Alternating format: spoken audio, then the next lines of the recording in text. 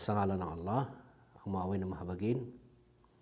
At ako'y sumasaksi na walang ibang tunay na Diyos na karapat-dapat sambahin maliban sa Allah. At si Propeta Muhammad ay kanyang alipin at sugo, ang pinakahuling sugo na isinugo ng Allah sa lahat ng sangkatauhan. At hindi lamang sa mga sangkatauhan, maging sa mga jinn. Ang jinn na tinatawag, ito yung mga espiritu. So ang aking ibabahagi sa inyo sa ngayon ay ang si Jesus na anak ni Maria. Dahil karamihan sa mga Kristiyano na ang kanilang paniniwala na si Jesus ay anak ng Diyos. So ang banal na Quran, ito ang kahuli-hulihang kapahayagan na ipinahayag ng Allah subhanahu wa ta'ala sa Propeta Muhammad sallallahu alaihi wasallam. Hanggang sa ngayon, ang banal na Quran, ito ay nananatili sa kanyang orihinal na anyo. Ito ay hindi na bago o nadagdagan o nabawasan man. At ito ay ipinangako ng Allah subhanahu wa ta'ala na kailanman ito ay hindi mababago. Ito ay hindi makukuran. So ang banal na Quran ay nagbigay ng pahayag tungkol sa katauhan ni Jesus, kung sino siya. 14 na daang taon na ang nakakalipas, ito ay ipinahayag na ng Allah subhanahu wa ta'ala. Ang katauhan ni Jesus na ating mababasa sa Surah Al-Imran. A'udhu billahi minash shaitanir rajim. Inna matala Isa indallahi kamatali Adam. خلقه من تراب ثم قال له كن فيكون. So ang pinakamalapit na kahulugan na ang pagkakasabi, katotohanan, ang kalintulad, ang katulad ni Jesus sa harapan ng Allah subhanahu wa ta'ala, sa harapan ng Diyos ay katulad ni Adan. Si Adan ay nilikha ng Diyos mula sa turab, mula sa buhangin o kaya putik o lupa. Kapag ang Allah ay lumikha ng isang bagay, kanya lamang itong sinasabi at ito ay nagiging isang bagay. So, ang tanong, bakit tinawag si Jesus na anak ng Diyos? So, ang kanilang sinasagot ay dahil wala siyang ama. Kaya siya tinawag na anak ng Diyos. So, kung ang batayan ay walang ama, dahil kaya wala siyang ama, kaya ang kanyang ama ay ang Diyos, ito ay hindi lamang si Jesus ang walang ama, maging si Adan ay wala ring ama, o maging si Eva ay wala ring ama. So, pero hindi sila tinatawag na anak ng Diyos. Pero si Jesus, siya ay tinawag na anak ng Diyos dahil nga siya ay walang ama. So, itong pagsasabi na siya ay anak ng Diyos, ito ay mahabang panahon ng sinagot ng Allah subhanahu wa ta'ala. 14 na daang taon na nakakalipas na ang sabi ng Allah, ang kahalintulad ni Jesus sa harapan ng Diyos, sa harapan ng Allah, ay katulad ni Adan. So, dito, sinasabi ng Allah, kung sinasabi ninyo na si Jesus ay anak ng Diyos dahil wala siyang ama, ang sabi ng Allah subhanahu wa ta'ala, nakalimutan niyo na ba kung paano ko nilikha si Jesus? Si Adan. Si Adan ay nilikha ng Allah subhanahu wa ta'ala mula sa lupa o mula sa putik o buhangin na walang buhay na kanyang binigyan ng buhay. So ito ang unang-unang paglikha ng Allah subhanahu wa ta'ala. Sinabi niya lang at ito ay naging isang nilikha. So ang turab o ang putik o lupa ay walang buhay. Binigyan ng Allah ng buhay at yan si Adan. Si Adan ay walang ama, siya ay wala ring ina. So, ito ang unang-unang paglikha ng Diyos, ng Allah. Pangalawa ay pinakita niya rin ang isa pang uri ng paglikha mula kay Adan, mula sa kanyang tagliran na tadyang, habang siya ay natutulog, doon nilikha ng Allah subhanahu wa ta'ala si Eva.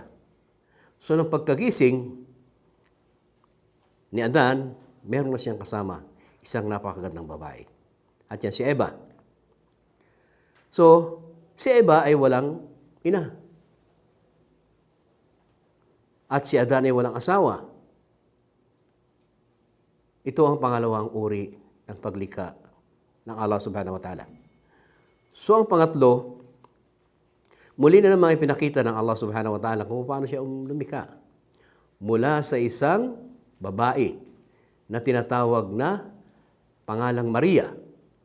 Si Maria ay isang dalaga, wala siyang asawa, dumating sa kanya ang anghel, si Anghel Gabriel, na sinabi na sa lahat ng babae ikaw ay pinili ng Diyos. Ikaw ang pinili ng Allah sa lahat ng babae. At ikaw ay mabubuntis, magkakaroon ka ng anak. So ang sabi ni Maria, paano ako magkakaanak?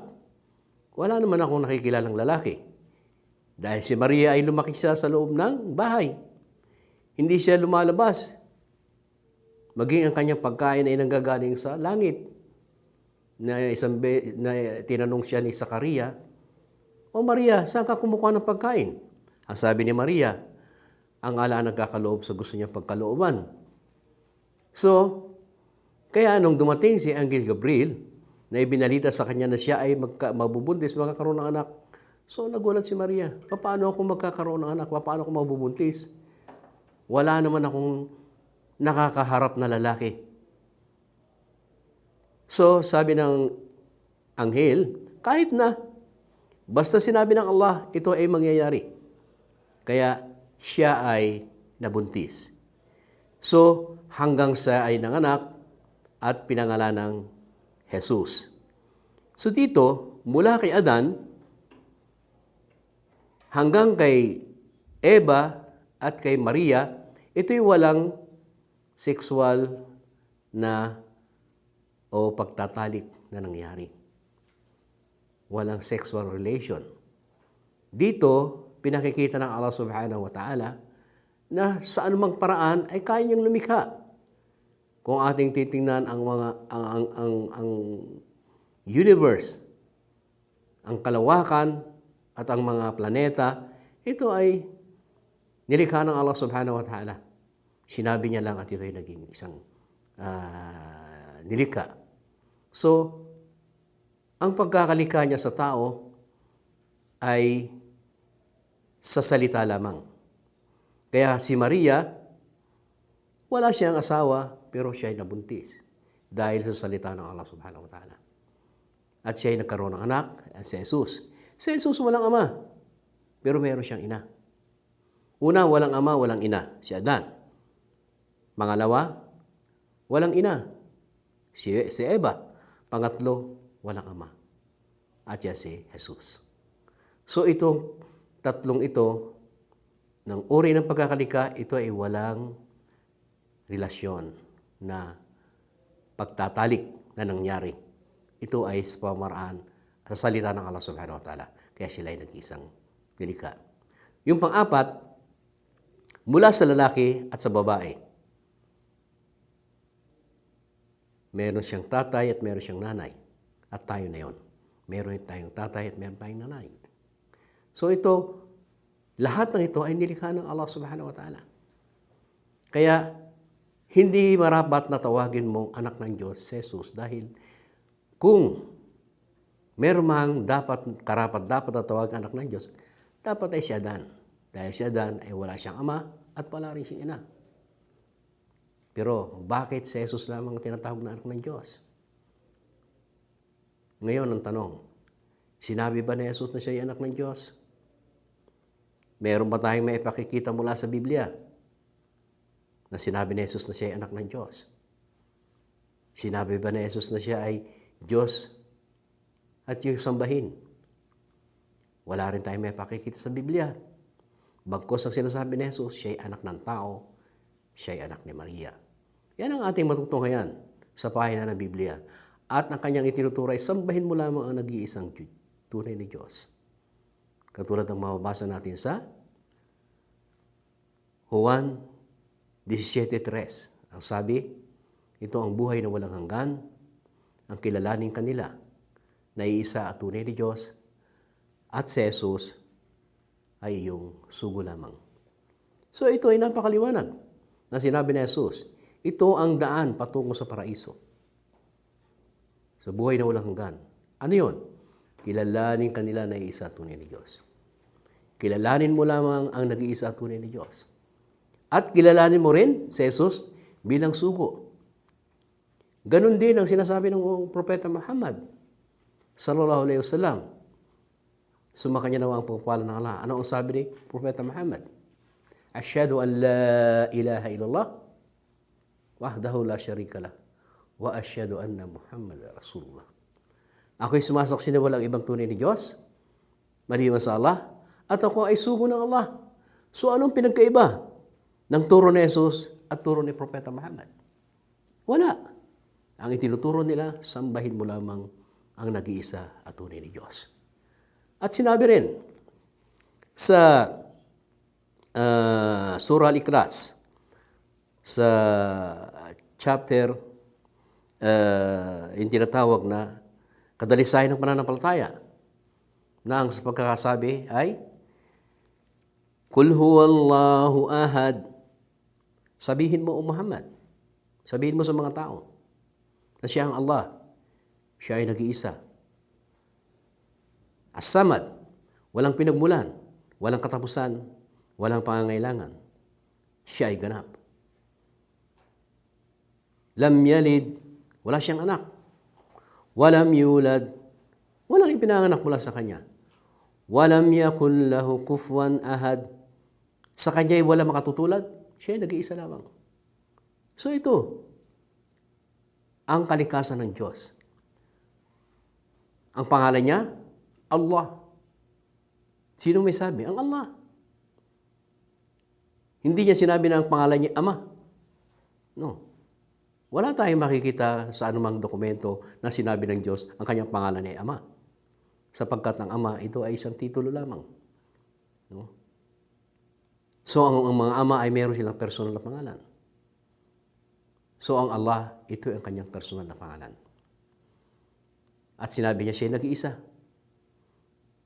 Wala siyang pinagmulan, wala siyang katapusan, wala siyang pangangailangan, wala siyang anak, hindi siya pinanganak.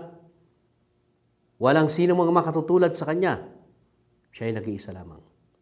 So ito ang kalikasan ng Diyos na lumikha kay Adan, lumikha kay Eva, at lumikha kay Jesus, kay Maria, at lumikha sa ating lahat. Ang Allah subhanahu wa ta'ala. Kaya, wag natin bibigyan ng katulad ang Allah subhanahu wa ta'ala. Dahil sinabi niya, walang makatutulad sa Kanya. Itinatanggi niya na siya'y walang katulad. Sinasabi niya, walang katulad. Kaya wag nating bigyan ng katulad ang ating tigapaglikha dahil katotohanan, wala siyang katulad. Bagamat nakakakita siya, nakikita niya ang lahat, hindi nangangahulugan na mayroon siyang mata na katulad ng kanyang nilikha. Nakakarinig siya, hindi nangangahulugan na mayroon siyang tenga na katulad ng kanyang nilikha. At sinabi pa ng Allah, Laysa kamithlihi shay. Siya ay walang katulad. Kaya, ang dapat nating kilalanin ay yung lumikha sa atin. Hindi yung nilikha ng Allah subhanahu wa ta'ala. Dahil ang layunin kung bakit tayo narito sa ibabaw ng mundo ay para sambahin lamang siya. Kilalanin, tawagan, pasalamatan,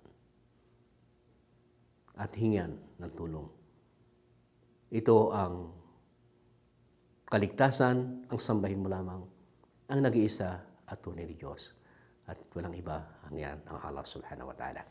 So hanggang doon na lamang at hindi ko na pahabain pa ang aking ibinahagi sa inyo. Ang masabi ko lamang, pagbukas po tayo ng isipan, magsaliksik, magtanong, dahil doon sa kabilang buhay, kapag ikaw ay namatay na ang paniniwala mo na si Jesus ay anak ng Diyos, ikaw ay paparusahan ng ating tigapaglikha.